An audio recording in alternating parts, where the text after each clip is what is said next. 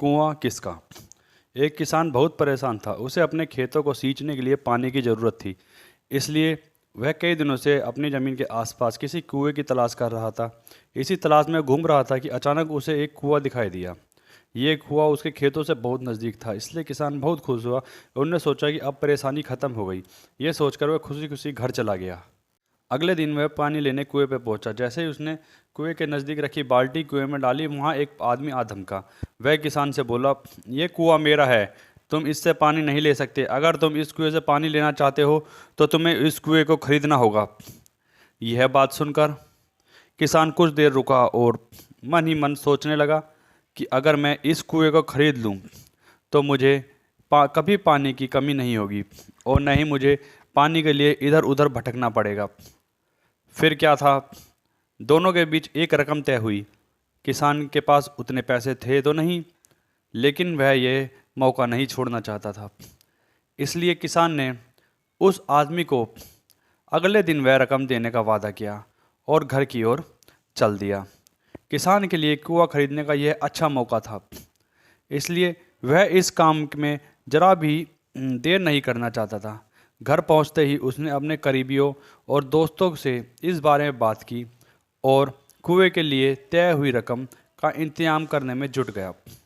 थोड़ी भागदौड़ और कोशिश के बाद आखिरकार उसने वह रकम जमा कर ली। अब वह पूरी तरह से निश्चित हो चुका था कि उसे कुआं खरीदने से अब कोई नहीं रोक सकता। जमा हुए पैसों को लेकर वह फिर घर चल दिया। उसे बड़ी बेसब्री से इंतजार था कि कब रात खत्म होगी और वह कुआं खरीदने जाएगा। इस सोच में वह पूरी रात सो नहीं सका। अगले दिन सुबह होते ही वह कुआं खरीदने के लिए निकल पड़ा। उस आदमी के घर पहुंच किसान ने उसके हाथ पर पैसे रखे और कुएं को खरीद लिया। अब तो कुआं किसान का हो गया था, तो फिर उसने पानी निकालने में देर नहीं की। जैसे ही किसान ने कुएं से पानी निकालने के लिए बाल्टी उठाई, उस आदमी ने फिर बोला, ठहरो, तुम इस कुएं से पानी नहीं निकाल सकते। मैंने तुम्हें कुआं बेचा है, कुएं का पानी अभी भी मेरा है। किसान मायूस हो गया और न्याय के लिए राजा के दरबार में शिकायत करने पहुंच गया।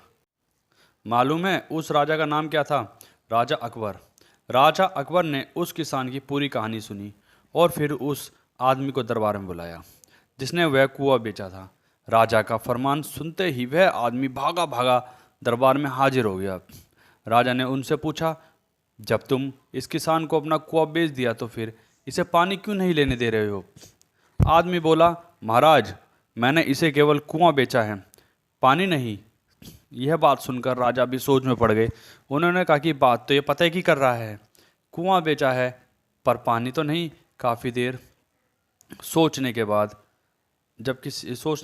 इस समस्या को सुलझाने में सब नाकामयाब हो गए, तो उन्होंने बीरबल को बुलाया। बीरबल बहुत ही बुद्धिमान था, इसलिए राजा अकबर किसी भी मामले पर फैसला लेने से पहले उसकी राय जरूर लेते थे। बीरबल ने एक बार फिर दोनों की समस्या पूछी।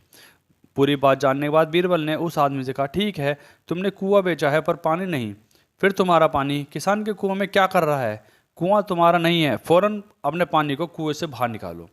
बीरबल के इतना कहते ही उस आदमी को समझ में आ गया कि अब उसकी चालाकी किसी काम नहीं आने वाली। उसने राजा से फौरन माफ़ी मांगी और माना कि कुएं के साथ उसके पानी पर भी किसान का पूरा अधिकार है। यह देख राजा अकबर ने बीरबल की बुद्धिमानी पर तारीफ की और कुआं बेचने वाले आदमी पर धोखेबाजी के लिए जुर्माना लगाया। धन्यवाद दोस्तों।